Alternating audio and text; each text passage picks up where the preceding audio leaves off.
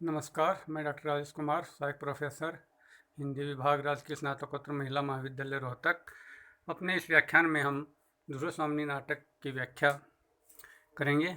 हमने इससे पहले के व्याख्यानों में इस नाटक के 2 अंकों की व्याख्या पूरी कर ली थी और तीसरे अंक के भी कुछ भाग की हमने व्याख्या इससे पिछले व्याख्यान में की थी। अब हम उससे आगे व्याख्या करते हैं। हमने तीसरे अंक में देखा था कि ध्रुवस्वामिनी और चंद्रगुप्त दोनों शक दुर्ग में जाते हैं अपने सामंत सैनिकों के साथ। चंद्रगुप्त ध्रुवस्वामिनी के वेश में ही जाता है और फिर चंद्रगुप्त का सकराज के साथ युद्ध होता है जिसमें सकराज मारा जाता है। शक दुर्ग पर ध्रुवस्वामिनी और चंद्रगुप्त का अधिकार हो जाता है। इसके पश्चात वहाँ रामगुप्त भी आ जाता है अपने अधिकार की घोषणा करने। तो और फिर जो चंद्रगुप्त के जो सामंत सैनिक होते हैं वे इस बात पर बड़ा उन्हें आपत्ति होती है कि रामगुप्त यहाँ क्यों आया है, किस लिए आया है, और निरीह शकों का इसने संहार करवा दिया है। कोमा और उसके प्रतिपालक जो उसके पिता थे मिहिरदेव, उनका भी इसने वध करवा दिया है। तो ये रामगुप्त का इस पर ऐसा करने का कोई अधिकार नहीं था। इस प्रकार की बातें सामंत सैनिक कहते हैं। एक प्रकार से रामगुप्त के विरोध में बोलते हैं, उससे विद्रोह करते हैं। तो रामगुप्त अपने सैनिकों को, जो रामगुप्त के सैनिक हैं, उन्हें कहता है कि इन विद्रोहियों को आप बंदी बनाओ। तो इससे आगे की व्याख्या हम इस भाग में करते हैं। रामगुप्त के सैनिक आकर सामंत कुमारों को बंदी बनाते हैं रामगुप्त की आज्ञा पाकर। रामगुप्त का संकेत पाकर सैनिक लोग चंद्रगुप्त की ओर भी बढ़ते हैं और चंद्रगुप्त भी श्रृंखला में बंध जाते हैं, उस भी जंजीरों में बांध दिया जाता है चंद्रगुप्त को भी। ध्रुवस्वामिनी कहती है, कुमार मैं कहती हूँ तुम प्रतिवाद करो, तुम इसका विरोध करो, तुम इस यानी वाद के विरोध में बोलना, किसी बात के विरोध में बोलना, प्रतिवाद। किस अपराध के लिए दंड ग्रहण कर रहे हो? तुमने ऐसा क्या अपराध किया है जो तुम ये दंड ग्रहण कर रहे हो? चंद्रगुप्त एक दीर्घ निश्वास लेकर चुप रह जाता है, बोलता नहीं, चुप रह जाता है। रामगुप्त हंसकर कहता है, कुचक्र करने वाले क्या बोलेंगे? ये कुचक्री है, यह षड्यंत्र रचने वाला है, ये क्या बोलेगा? ध्रुवस्वामिनी कहती है, और जो लोग बोल सकते हैं, जो अपनी पवित्रता की धुंधु भी बजाते हैं, वे सब के सब साधु होते हैं ना। यानी जो बोलते हैं, यानी व्यंग करती है उस पर, जो बोलते हैं, जो अपने को पवित्र बताते हैं। धुंधु भी एक प्रकार का वाद्य यंत्र होता है, बाजा होता है जो बजाया जाता है। तो जो अपनी पवित्रता का बखान करते हैं, बोलते हैं, क्या वे सब साधु होते हैं? वे अच्छा व्यक्ति होते हैं। चंद्रगुप्त से कहते हैं, कुमार तुम्हारी जिह्वा पर कोई बंधन नहीं, तुम्हारी जिह्वा, तुम्हारी वाणी स्वतंत्र है। कहते क्यों नहीं कि मेरा यही अपराध है कि मैंने कोई अपराध नहीं किया? कहना चाहिए तुम्हें कि तुमने कोई अपराध नहीं किया। रामगुप्त कहता, महादेवी। ध्रुवस्वामिनी उसे न सुनते हुए चंद्रगुप्त से, यानी रामगुप्त की बात नहीं सुनती। रामगुप्त उससे कुछ कहता है, ध्रुवस्वामिनी महादेवी कहता है, वो सुनती नहीं, उधर कान नहीं देती।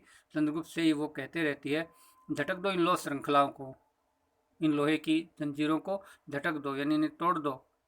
ये मिथ्या ढोंग कोई नहीं सहेगा, जो तुम ये मिथ्या जो ढोंग कर रहे हो शील का या विनय का, इसे कोई नहीं सहेगा। तुम्हारा क्रुद्ध दुर्देव भी नहीं, तुम्हारा भाग्य भी नहीं, जो तुम पर क्रुद्ध है या जो तुमसे एक प्रकार से अप्रसन्न है, ऐसा भाग्य भी इसे नहीं सहेगा, तुम्हारे इस मिथ्या ढोंग को, तुम्हारे इस प्रकार के आचरण को। रामगुप्त डांट कर कहता, महादेवी चुप रहो। ध्रुवस्वामिनी तेजस्विता से कहती है, बड़े तेजपूर्ण ओजपूर्ण स्वर में कहती है, कौन महादेवी? राजा, क्या अब भी मैं महादेवी हूँ, जो इस प्रकार सकराज की सैया के लिए एक कृतदासी की तरह भेजी गई हो, वह भी महादेवी? आश्चर्य। यानी कृतदासी यानी जो खरीदी गई हो, कृत होता है खरीदना, क्रय करना, यानी जैसे दासी को खरीद कर और दूसरे कोई भी खरीद ले, ऐसी बिकाऊ दासी।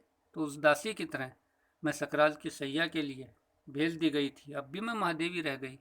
मेरी महादेवी के पद से तो मैं शायद उसी समय उससे नीचे गिर गई थी। शिखर स्वामी कहता है, देवी इस राजनीतिक चातुरी में जो सफलता, शिखर स्वामी यानी इसे राजनीतिक चतुरता बताता है ध्रुवस्वामिनी को, जो उन्होंने भेजा था चंद्रगुप्त को भी ध्रुवस्वामिनी के वेश में। तो कहता है कि ये हमने राजनीतिक एक चाल चली थी और इसमें हमें सफलता मिल गई, यानी ये कहना चाहता है वो। ध्रुवस्वामिनी पैर पटक कर कहती, चुप रहो प्रवंचना के पुतले, यानी छल करने वाले, छल के पुतले। स्वार्थ के घृणित प्रपंच, यानी तुम स्वार्थ के वश होकर बड़े जाल बुनते हो। प्रपंच रचते हो, स्वार्थी हो, घृणा योग्य हो, तुम चुप रहो। रामगुप्त कहता है तो तुम महादेवी नहीं हो ना, तुम महादेवी नहीं हो, यानी इस साम्राज्य की महारानी महादेवी नहीं हो। दुर्योधन नहीं, मनुष्य की दी हुई मैं समस्त उपाधि लौटा देती हूँ। जो तुमने मुझे ये उपाधि दी है महादेव की, इसे मैं लौटाती हूँ। और मेरी सहधर्मिणी या मेरी पत्नी तो हो। दुर्योधन कहती है धर्म ही इसके का निर्णय करेगा कि मैं तुम्हारी सहधर्मिणी हूँ या नहीं। रामगुप्त कहता है क्या इसमें भी संदेह है? आश्चर्यचकित होता है। दुर्योधन कहती है उसे अपने हृदय से पूछिए कि क्या मैं वास्तव में आपकी सहधर्मिणी हूँ। अपने हृदय से पूछिए, यदि मैं वास्तव में आपकी सहधर्मिणी होती तो आप इस तरह मुझे एक मोल ली गई दासी की तरह शक शिविर में न भेजते। आप अपने हृदय से पूछिए क्या मैं आपकी पत्नी हूँ वास्तव में। पुरोहित का प्रवेश। इसी समय पुरोहित आता है, सामने सबको देखकर चौंक उठता है। शिखर स्वामी उसे चले जाने का संकेत करता है, यानी कहता तुम संकेत से कहता है तुम चले जाओ यहाँ से। पुरोहित कहता नहीं, मैं नहीं जाऊंगा। प्राणी मात्र के अंतस्थल में जागृत रहने वाले महान विचारक धर्म की आज्ञा में नहीं न टाल सकूंगा।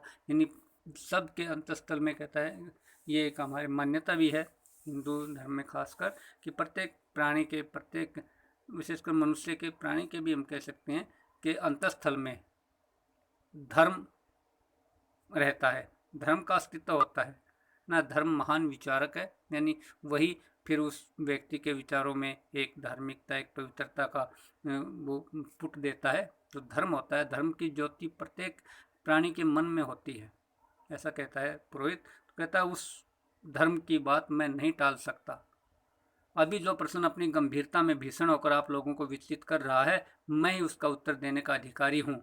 क्योंकि जो ये दुर्योधन रामगुप्त की सहधर्मिणी है या नहीं, इसका उत्तर मैं ही दे सकता हूँ। आप इस प्रश्न से बड़े विचलित हैं, क्योंकि मैं शास्त्र जानता हूँ, धार्मिक जो व्यवस्था है उसे मैं जानता हूँ, तो मैं ही इसका उत्तर दे सकता हूँ। विवाह का संबंध धर्म शास्त्र से घनिष्ठ है, यानी घनिष्ठ रूप से संबंध है विवाह का, इसलिए मैं इसका उत्तर दे सकता हूँ। दुर्योधन कहती है आप सत्यवादी ब्राह्मण हैं, यानी सच बोलने वाले हैं, कृपया बतलाइए। शिखर स्वामी विनय से उसे रोककर मैं समझता हूँ कि ये विवाद अधिक बढ़ाने का कोई लाभ नहीं। दुर्योधन कहती नहीं, मेरी इच्छा इस विवाद का अंत करने की है, मैं इस विवाद को समाप्त कर देना चाहती हूँ। आज ये निर्णय हो जाना चाहिए कि मैं कौन हूँ, क्या मैं रामगुप्त की सहधर्मिणी हूँ या नहीं, कौन हूँ, क्या मेरा महत्व है, क्या मेरा अस्तित्व है ना, और यहाँ क्या मेरा स्थान है इस राजकुल में, ये मैं जानना चाहती हूँ। ये निर्णय हो जाना चाहिए। रामगुप्त कहता है ध्रुव सामने निर्लजता की भी एक सीमा होती है, बेशर्मी की, यानी एक सीमा होती है निर्लजता की। बिल्कुल निर्लज हो गई तुम। ध्रुव सामने कहती है मेरी निर्लजता का दायित्व कलयुग का पुरुष पर है, कायर पुरुष जो कलयुग है यानी तुम पर है। जो मैं निर्लज हो गई इसके जिम्मेदार तुम हो, तुम ही इसके लिए उत्तरदायी हो। स्त्री की लज्जा लूटने वाले उस दस्यु के लिए मैं, यानी दस्यु एक प्रकार से डाकू को कहते हैं, डाकू हो जो स्त्री की लज्जा लूटते हो। रामगुप्त रोक कर कहता है चुप रहो, तुम्हारा पर पुरुष में अनुरक्त हृदय अत्यंत कलुषित हो गया। पर पुरुष यानी दूसरे पुरुष के प्रति तुम प्रेम करती हो, यानी चंद्रगुप्त से प्रेम करती हो, इसलिए तुम्हारा हृदय है वो कलुषित हो गया है, उसमें पाप समा गया है, कलंकित हो गया है। तुम काल सर्पिणी सी स्त्री, जैसे एक प्रकार से मौत की प्रतिबिंब काल सर्प होता है जो डस लेता है तो आदमी मर ही जाता है। तुम ऐसी स्त्री हो, वो तुम्हें धर्म का तनिक भी भय नहीं, धर्म से भी नहीं डरती। शिखर इसे भी बंदी करो, इसे भी बंदी बना लो। पुरोहित कहता है ठहरिए महाराज ठहरिए, धर्म की बात मैं सोच रहा था। शिखर स्वामी क्रोध से मैं कहता हूँ कि तुम चुप न रहोगे तो तुम्हारी भी यही दशा होगी। यानी वो पुरोहित को भी धमकाता है, उसे भी डराता है कि तुम चुप रहो नहीं तो तुम्हें भी बंदी बना लिया जाएगा। सैनिक आगे बढ़ता है, मंदाकिनी उसे रोक कर कहती है महाराज पुरुषार्थ का इतना बड़ा प्रहसन, इतना बड़ा आप एक मजाक बना रहे हैं अपने पुरुषार्थ का, अपनी शक्ति का। अबला पर ऐसा अत्याचार, अबला यानी स्त्री, बल रहित स्त्री को इसलिए अबला कहा जाता है कि वो शक्तिहीन होती है, बलहीन होती है, उस पर आप ऐसा अत्याचार करेंगे, ये गुप्त सम्राट के लिए शोभा नहीं देता। एक अबला पर ऐसा अत्याचार करना या उसे बंदी बनाना। रामगुप्त सैनिकों से क्या देखते हो जी, बंदी बनाओ। सैनिक आगे बढ़ता है और चंद्रगुप्त आवेश में आकर लो श्रृंखला तोड़ डालता है, अपनी लोहे की जंजीरों को तोड़ देता है। आवेश में आकर चंद्रगुप्त सब आश्चर्य और भय से उसे देखते हैं। चंद्रगुप्त, मैं भी आर्य समुद्रगुप्त का पुत्र हूँ, और शिखर स्वामी, तुम ये अच्छी तरह जानते हो कि मैं ही उनके द्वारा निर्वाचित युवराज भी हूँ। यानी उन्होंने मुझे ही युवराज बनाया था। निर्वाचित यानी चुना हुआ, या बनाया हुआ कह सकते हैं। तुम्हारी नीचता अब असह्य है। तुम बहुत अधिक नीच, इतने तुम काम जो कर लिए तुमने, अब वो सहन नहीं होते। नीचता की सीमा पार कर दी तुमने। तुम अपने राजा को लेकर इस दुर्ग से सकुशल बाहर चले जाओ। यहाँ अब मैं ही सकराज के समस्त अधिकारों का स्वामी हूँ, क्योंकि मैंने इस सकराज का वध किया, मैंने इस दुर्ग को जीता है, इस पर विजय प्राप्त की है, तो मैं ही यहाँ का अधिकारी हूँ। समस्त अधिकार मेरे पास ही है, मैं ही अधिकारों का स्वामी हूँ। तुम अपने राजा रामगुप्त के साथ चले जाओ। रामगुप्त अब भयभीत हो जाता है और चारों ओर देखता है। क्या? ध्रुवस्वामी चंद्रगुप्त से यही तो कुमार, यानी ध्रुवस्वामी यही चाहती थी कि कुमार प्रतिवाद करे, रामगुप्त के प्रति विद्रोह करे, तो वो प्रसन्न होती है। जब चंद्रगुप्त ने ऐसा किया तो चंद्रगुप्त सैनिक से डपट कर कहता है, इन सामंत कुमारों को मुक्त करो, छोड़ो इन्हें। जो चंद्रगुप्त के साथी हैं सामंत कुमार, उन्हें मुक्त करवाता है। सैनिक वैसा ही करते हैं, और शिखर स्वामी के संकेत से रामगुप्त धीरे धीरे भय से पीछे हटता हुआ बाहर चला जाता है। शिखर स्वामी कहता है, कुमार, इस कलह को मिटाने के लिए हम लोगों को परिषद का निर्णय माननीय होना चाहिए। परिषद जो एक सभा होती है जिसमें दरबारी होते हैं और कुल के जो वृद्ध व्यक्ति होते हैं, यानी जैसे अपने गांव में जैसे पंचायत होती है जिसमें अच्छे जो मौजूद व्यक्ति होते हैं, माने हुए व्यक्ति, वो बैठकर कोई फैसला करते हैं, तो उसी प्रकार परिषद का निर्णय मान्य करने के लिए शिखर स्वामी कहता है, यानी हम परिषद की बैठक बुला ले, परिषद को बुला ले, वो जैसा कहेंगे वैसा कर लेंगे। मुझे आपके आधिपत्य से कोई विरोध नहीं है, मैं तो आपका आधिपत्य का अधीन हो जाऊंगा, आपका मंत्री बन जाऊंगा, आप सम्राट बन जाओ, मुझे कोई विरोध नहीं।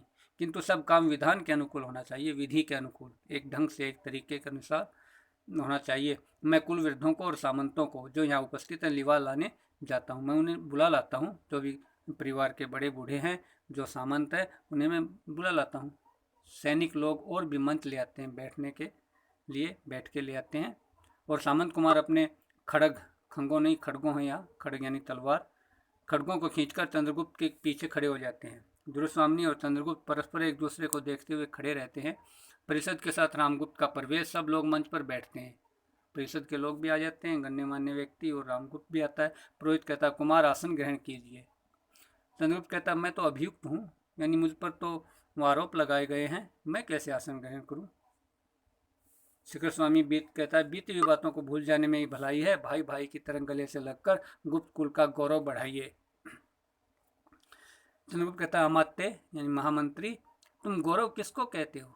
कहाँ है गौरव? रहा कहाँ है वह? कहीं रोग जर्जर शरीर पर अलंकारों की सजावट, यानी शरीर तो बिल्कुल रोग से जर्जर हो गया है, बिल्कुल क्षीण हो गया है, रोग से ग्रस्त है, और उस पर तुम अलंकार आभूषण सजाना चाहते हो। मलिनता और कलुष की ढेरी पर बाहरी कुमकुम केसर का लेप गौरव नहीं बढ़ाता, यानी ढेर है गंदगी का, मलिनता का और पाप का ढेर है। उस पर तुम आप बाहरी रूप से उस पर कुमकुम और केसर से उस ढेर को सजा दोगे, तो क्या वो उसका गौरव बढ़ जाएगा? है तो वो गंदगी ही, वो कलुष है, वो पाप है, मलिनता है। कुटिलता की प्रतिमूर्ति, यानी साक्षात कुटिल हो तुम, कुटिलता की एक मूर्त हो। बोलो, मेरी वाग्दत्ता पत्नी और पिता द्वारा दिए मेरे सिंहासन का अपहरण किसके संकेत से हुआ और छल से? वो कहता, मैं जो जिस ध्रुवस्वामी के साथ मेरा विवाह होना था, जो मेरी वाग्दत्ता पत्नी थी, वचन के द्वारा मेरे साथ उसका विवाह निश्चित हुआ था, उसके पिता ने किया था मेरे पिता के साथ, दोनों में वचन से ये बात तय हो गई थी, और मेरे पिता ने मुझे सिंहासन दिया था, उसका भी अपहरण हुआ, वह किसके संकेत से हुआ और छल से? रामगुप्त कहता है, ये उन्मत्त प्रलाप बंद करो, यानी ये अपना ये उन्मत्तता से, जो एक ऐसा मद बेहोश, मतलब बे सिर पैर का जो प्रलाप कर रहे हो, ऐसी बातें कह रहे हो, ये बंद करो। रामगुप्त तुम मेरे भाई हो, चंद्रगुप्त तुम मेरे भाई हो ना? रामगुप्त कहता है कि तुम मेरे भाई हो, मैं तुम्हें क्षमा करता हूँ, माफ़ किया तुम्हें, चलो। चंद्रगुप्त कहता, मैं उसे मांगता नहीं, यानी मैं तुमसे क्षमा नहीं मांगता, और क्षमा देने का अधिकार भी तुम्हारा नहीं रहा। आज तुम राजा नहीं हो, तुम्हारे पाप प्रायश्चित की मांग पुकार कर रहे हैं, तुम्हारे पापों का प्रायश्चित होगा। अब न्यायपूर्ण निर्णय के लिए प्रतीक्षा करो, प्रतीक्षा करो कि क्या निर्णय होता है तुम्हारा। और अभियुक्त बनकर अपने अपराधों को सुनो। जैसे एक आरोपी को न्यायालय में उसके अपराध सुनाए जाते हैं कि तुमने ये अपराध किया है, उसी प्रकार तुम भी अभियुक्त हो, तुम पर क्या क्या अपराधों के आरोप तुम पर हैं, सुनो। मंदाकिनी ध्रुव स्वामी को आगे खींचकर कहती, ये गुप्त कुल की वधू। रामगुप्त मंदाकिनी कहती है, राजा का भय मंदा का गला नहीं घोट सकता, मैं तुम्हारे भय से चुप नहीं रहूंगी। तुम लोगों को यदि कुछ भी बुद्धि होती तो इस अपनी कुल मर्यादा नारी को शत्रु के दुर्ग में यूं न भेजते। यदि तुम्हारे में कुछ जरा सी भी बुद्धि होती तो कैसे अपनी ऐसे सम्मान, अपनी मर्यादा को तुमने शत्रु के पास भेज दिया। भगवान ने स्त्रियों को उत्पन्न करके ये अधिकारों से वंचित नहीं किया है, किंतु तुम लोगों की दस्युवृत्ति ने उसे लूटा है। स्त्री को भगवान ने कोई अधिकार विहीन नहीं बनाया, भगवान ने उसे सब अधिकार दिए हैं, सब प्रकार से उसे शक्ति संपन्न बनाया है। लेकिन तुम लोगों की जो डाकू जैसी प्रवृत्ति है, सब कुछ लूट लेने की जो तुम्हारी जो प्रवृत्ति है, उसने ही स्त्री को, नारी को लूटा है। इस परिषद से मेरी प्रार्थना है कि आर्य समुद्रगुप्त का विधान तोड़कर जिन लोगों ने राज किलविष किया है उन्हें दंड मिलना चाहिए। यानी आर्य समुद्रगुप्त ने जो विधान बनाया था, यानी चंद्रगुप्त को राजा बनना था, उसका ध्रुव से विवाह होना था, इसको जिन्होंने तोड़ा है उन राज किलवेशी यानी वो राज अपराधी हैं, राज्य के वो अपराधी हैं, उन्हें दंड मिलना चाहिए। शिखर स्वामी कहता, तुम क्या कह रही हो मंदाकिनी? मैं तुम लोगों की नीचता की गाथा सुना रही हूँ कि तुमने कितने नीच और कैसे नीचतापूर्ण कार्य तुमने किए हैं। अनार्य यानी नीच, अश्रेष्ठ, सुन नहीं सकते? तुम्हारी प्रवंचनाओं ने जिस नरक की सृष्टि की है उसका अंत समीप है। यानी तुम्हारी छल पूर्वक जो चाल तुमने चली हैं उनसे जैसा नर्क बन गया है वो अब नर्क अब समाप्त होगा। यानी तुम्हारी सारी ये छल प्रपंच की जो चालें हैं वो अब समाप्त होने के नज़दीक है। ये साम्राज्य किसका है? आर्य समुद्रगुप्त ने किसे युवराज बनाया था? चंद्रगुप्त को या कलियुग रामगुप्त को, जिसने छल और बल से विवाह करके भी इस नारी को अन्य पुरुष की अनुरागिनी बताकर दंड देने की आज्ञा दे दी? क्या इसे वो अपना युवराज बनाया था आर्य समुद्रगुप्त ने? इसे तो नहीं बनाया था, चंद्रगुप्त को बनाया था ना। ये तो ऐसा है जिसने अपनी इससे छल पूर्वक तो विवाह किया ध्रुव स्वामी से, और फिर इसे ही अन्य पुरुष की अनुरागिनी ये बताकर कि तुम तो चंद्रगुप्त से प्रेम करती हो, और उसे दंड देने की आज्ञा दे दी। यानी उसे शत्रु के पास भेज दिया, शत्रु शिविर में भेज दिया। वही रामगुप्त जिसने कापुरुषों की तरह इस स्त्री को शत्रु के दुर्ग में बिना विरोध किए भेज दिया था। यानी ऐसे कायर व्यक्तियों की तरह, कायरों की तरह अपनी पत्नी को बिना विरोध भेज दिया, तुम्हारे गुप्त साम्राज्य का सम्राट है। और ये ध्रुव स्वामी जिसे कुछ दिनों तक तुम लोगों ने महादेवी कहकर संबोधित किया है, जिसे आप महारानी थी, जो ये साम्राज्य की महादेवी तुम कहते थे जिसे, वह क्या है, कौन है, उसका कैसा अस्तित्व है? कहीं धर्मशास्त्र हो तो उसका मुंह खुलना चाहिए। यानी धर्मशास्त्र इस विषय में क्या व्यवस्था देता है, उसमें क्या विधान है, ये बताया जाना चाहिए। अब क्योंकि धर्मशास्त्र की बात होती है तो पुरोहित आगे आता है, कहता है, शिखर मुझे अब भी बोलने न दोगे? मैं राज्य के संबंध में कुछ नहीं कहना चाहता, वह तुम्हारी राजनीति जाने, किंतु इस विवाह के संबंध में मुझे कुछ कहना ही चाहिए। एक वृद्ध बोलता है, कहिए देव, आप ये तो धर्मशास्त्र के मुख हैं, यानी धर्मशास्त्र आपके मुख से ही निकलता है, आप ही उसे उसकी व्याख्या कर सकते हैं। पुरोहित कहता है, विवाह की विधि ने देवी ध्रुवस्वामी और रामगुप्त को एक भ्रांतिपूर्ण बंधन में बांध दिया है। एक बड़ा भ्रांतिपूर्ण, एक संदेह का, एक ऐसा उनमें एक बंधन में बंध गए हैं ये विवाह की विधि से। धर्म का उद्देश्य इस तरह पद दलित नहीं किया जा सकता, धर्म का उद्देश्य ये नहीं है। विवाह का उद्देश्य, जो विवाह एक धार्मिक संस्कार है, उसका उद्देश्य ऐसा नहीं कि किन्हीं को भी ऐसे भ्रमपूर्ण बंधन में बांध दो और वो ऐसे ही उनका वो चलता रहे, ऐसा नहीं। माता और पिता के प्रमाण के कारण से धर्म विवाह केवल परस्पर द्वेष से नहीं टूट सकते। यदि माता पिता की सम्मति से विवाह हुआ है और परस्पर यानी दोनों में, पति पत्नी में कुछ विवाद है, द्वेष है, तो विवाह नहीं टूट सकता, क्योंकि इसमें माता पिता की सम्मति से हुआ है, धर्म से हुआ है, धर्म विवाह है। तो ये नहीं कि पति पत्नी में द्वेष है तो वो टूट जाए, परंतु ये संबंध उस प्रमाणों से भी विहीन है, क्योंकि इसमें माता पिता की सम्मति नहीं है। क्योंकि न ध्रुव स्वामी के पिता और न आर्य समुद्रगुप्त ये विवाह चाहते थे। आर्य समुद्रगुप्त और ध्रुव स्वामी के जो पिता थे वे ध्रुव स्वामी का विवाह चंद्रगुप्त से ही करना चाहते थे। तो रामगुप्त से ध्रुव स्वामी के विवाह में माता पिता की सम्मति नहीं है, उनका प्रमाण, वो प्रमाण नहीं है, उस प्रमाण से विहीन है। और भी रामगुप्त को देखकर कहता है, ये रामगुप्त मृत या प्रवृजित तो नहीं है, ये न तो मरा है और न ही कहीं ये लापता हुआ है, यानी न ही कहीं ये ऐसे कहीं देश छोड़कर चला गया है, पर ये गौरव से नष्ट है, इसका गौरव नष्ट हो चुका है, आचरण से पतित है, आचरण से ये गिर चुका है और कर्मों से ये राज किलविशी है, अपने कामों से ये राज्य का अपराधी है, क्लीव है। क्लीव यानी एक प्रकार से जिसे हम नपुंसक कह सकते हैं, या ऐसा व्यक्ति, ऐसा कायर जो अपनी पत्नी को दूसरे के पास भेज दे, उसे क्लीव कहा जाता है। ऐसी अवस्था में रामगुप्त का ध्रुवस्वामिनी पर कोई अधिकार नहीं। तो व्यवस्था सुना देता है, यानी धर्मशास्त्रों में ये व्यवस्था भी है कि किसी स्त्री का पति मर जाए, यानी उस समय के धर्मशास्त्रों का उल्लेख जो जयशंकर प्रसाद ने किया है, यदि पति मर जाता है या वो प्रवृत्त यानी वो कहीं चला जाता है और उसका कुछ वर्षों तक पता नहीं चलता, कितने वर्ष हैं, 7 वर्ष या 8 वर्ष, कितने वर्षों तक यदि उसका पता नहीं चलता, तो वह स्त्री दूसरा विवाह कर सकती है। ऐसा कुछ धर्मशास्त्रों में कुछ विधान था। तो कहता है रामगुप्त ने तो मरा है, न कहीं बाहर गया है, यानी है यहीं है, जीवित है, पर गौरव इसका नष्ट हो गया, इसका आचरण नीच है, पतित आचरण से ये गिर चुका है, कर्मों से ये राज्य का अपराधी है, एक प्रकार से पापी है, क्लीव है। तो इस अवस्था में इसका ध्रुवस्वामिनी पर कोई अधिकार नहीं। रामगुप्त खड़ा होकर क्रोध से कहता है, मूर्ख, तुमको मृत्यु का भय नहीं, तुम मरने से नहीं डरता? पुरोहित जो ये बात कह रहा है, पुरोहित कहता है, तनिक भी नहीं, ब्राह्मण केवल धर्म से भयभीत है, ब्राह्मण तो धर्म से ही डरता है, अन्य किसी भी शक्ति को वह तुच्छ समझता है, वो बिल्कुल जरा सी छोटी समझता है अन्य शक्ति को। तो तुम्हारे बधिक मुझे धार्मिक सत्य कहने से रोक नहीं सकते, तुम्हारे जो ये बधिक है, जो ये हत्यारे हैं, जो मारने वाले हैं, जिन्हें हम जल्लाद भी कहते हैं, ये मुझे नहीं रोक सकते सत्य कहने से। उन्हें बुलाओ, मैं प्रस्तुत हूँ, मैं तैयार हूँ मरने के लिए, बुलाओ अपने मारने वालों को, अपने जो तुम्हारे जल्लाद है उन्हें बुलाओ। मंदाकिनी कहती, धन्य हो ब्रह्मदेव, ब्राह्मण देव, तुम धन्य हो। शिखर स्वामी, किंतु निर्भीक पुरोहित, तुम क्लीव शब्द का प्रयोग कर रहे हो, वे निडर ब्राह्मण, तुम क्लीव शब्द का प्रयोग कर रहे हो। हंसकर कहता है, राजनीतिक दस्यु, यानी राजनीति में एक लूट करने वाले, लूट मचाने वाले, राजनीति के बहाने से तुम शास्त्रार्थ न करो, मुझसे बहस न करो, शास्त्रों की बातें न करो। कलियुग, श्री कृष्ण ने अर्जुन को कलियुग किस लिए कहा था? शायद श्री कृष्ण ने अर्जुन को कलियुग इसीलिए कहा था कि अर्जुन ने अपनी पत्नी द्रौपदी को अपने अन्य 4 भाइयों की भी पत्नी बना दिया था, तो इसलिए श्री कृष्ण ने अर्जुन को भी कलियुग कहा था।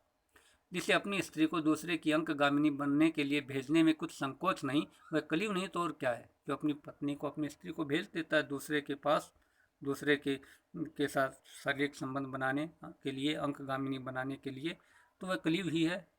मैं स्पष्ट कहता हूँ कि धर्मशास्त्र रामगुप्त से ध्रुवस्वामिनी के मोक्ष की आज्ञा देता है, यानी इससे मुक्ति की आज्ञा देता है, यानी जिसे हम आज की भाषा में तलाक कहते हैं, उसकी आज्ञा देता है। परिषद के सब लोग कहते हैं, अनार्य यानी नीच, पतित, गिरा हुआ कलियुग रामगुप्त गुप्त साम्राज्य के पवित्र सिंहासन पर बैठने का अधिकारी नहीं है। ये निर्णय सुना देते हैं परिषद के सब लोग। अब रामगुप्त सशंक हो जाता है, शंका सहित, भयभीत सा इधर उधर देखता है और कहता है, तुम सब पाखंडी हो, पाखंड रचते हो, तुम विद्रोही हो, राजा के प्रति विद्रोह कर रहे हो। मैं अपने न्यायपूर्ण अधिकारों को तुम जैसे कुत्तों के भौंकने पर न छोड़ दूंगा। मेरे अधिकार सारे न्यायपूर्ण मैंने प्राप्त किए हैं, मैं छोड़ूंगा नहीं, तुम जैसे कुत्ते भौंकते रहे। शिखर स्वामी कहता है, किंतु परिषद का विचार तो मानना ही होगा। अब रामगुप्त रोने के स्वर में हो जाता है, क्योंकि शिखर स्वामी हमेशा इसका साथ देता रहा है रामगुप्त का, लेकिन जब उसने देखा कि शिखर स्वामी भी ऐसे कहने लग गया कि हमें परिषद का निर्णय मानना होगा, तो रुआंसा हो जाता है, बिल्कुल रोने के स्वर में कहता है, शिखर तुम भी ऐसे कहते हो, ये मैं नहीं, मैं ये नहीं मानूंगा। ध्रुवस्वामिनी कहती है, राम तुम इस दुर्ग से अभी बाहर जाओ। राम कहती है, गुप्त भी नहीं, राम, यानी एक तिरस्कार सूचक संबोधन। रामदेव कहता है, यह परिवर्तन, इतना परिवर्तन, इतनी बदल गई, तो मैं सचमुच कलियुग हूँ क्या? धीरे धीरे हटता है, हटता हुआ चंद्रगुप्त के पीछे पहुंचकर उसे कटार निकालकर मारना चाहता है। चंद्रगुप्त को विपिन देखकर इस प्रकार, यानी वो चंद्रगुप्त असावधान सा खड़ा है, उसे देखकर कुछ लोग चिल्ला उठते हैं। जब तक चंद्रगुप्त घूमता है कि क्या है मेरे पीछे, जब तक वह घूमता है तब तक उसका एक साथी सामंत रामगुप्त पर प्रहार करके चंद्रगुप्त की रक्षा कर लेता है और रामगुप्त वहीं गिर पड़ता है। सामंत कुमार कहते हैं राजाधिराज चंद्रगुप्त की जय, और परिषद भी इसी प्रकार जयकारा लगाती है महादेवी ध्रुव स्वामी की जय, और यवनिका यानी वो पर्दा गिर जाता है और नाटक का ये अंक भी समाप्त हो जाता है। तो इस प्रकार ये जयशंकर प्रसाद का एक प्रसिद्ध नाटक है, उनका अंतिम नाटक है। 1933 में इसकी रचना हुई थी। ये नाटक उनका एक श्रेष्ठ नाटक है। वो रंगमंच की दृष्टि से भी ये पूरी तरह से सफल नाटक है। इस नाटक की व्याख्या इस प्रकार आप कर सकते हैं, कोई भी अवतरण या उसे हम गद्यांश भी कह सकते हैं, व्याख्या के लिए आपकी परीक्षा में आता है तो आपका उसको आप उसमें आप पहले प्रसंग भी उसमें बताना होता है कि प्रस्तुत अवतरण हमारी पाठ्य पुस्तक का हमारे जो पाठ्यक्रम में लगी है ध्रुव स्वामिनी नाटक, उसके जो नाटककार है जयशंकर प्रसाद, उस ध्रुव स्वामिनी में से ये लिया गया है। और ये किस समय की बात है या किस समय का प्रसंग है उसका भी आप उल्लेख करें कि उस समय की है और ये बात कौन कहता है, किससे कहता है, किस संदर्भ में कहता है, उस सब का उल्लेख प्रसंग में किया जाता है। फिर आप उसकी व्याख्या करें। अंत में आप एक दो पंक्तियों में विशेष बता दें कि उसमें जो भी उस अवतरण का भाव है वो आप एक पंक्ति में विशेष में लिख दें। उसके साथ आप भाषा के विषय में लिख सकते हैं कि भाषा, क्योंकि प्रसाद एक जयशंकर प्रसाद छायावाद के कवि रहे हैं, तत्सम प्रधान उनकी भाषा है।